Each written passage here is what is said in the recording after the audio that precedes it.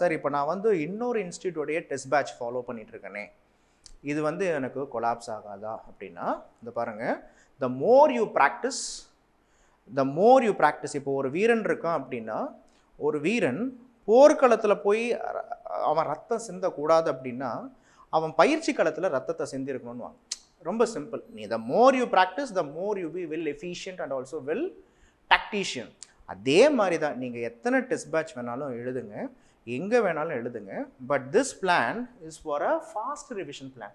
நான் வந்து ஆல்ரெடி ப்ரிப்பரேஷன்லாம் இல்லை சார், நான் பண்ணேன், ஆனால் பட் எனக்கு ஒரு ஃபாஸ்ட் ரிவிஷனில் எனக்கு ஒரு 90 டேஸில் எனக்கு ஃபுல் ஃப்ளெஜாக எனக்கு நீங்கள் சப்போர்ட் பண்ணி தர முடியுமானா அதுக்கான சப்போர்ட் தான் இந்த 90 டேஸ் பர்சனல் மென்டரிங் ப்ரோக்ராம்.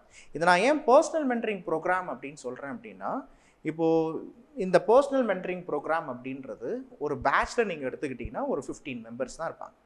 இப்போ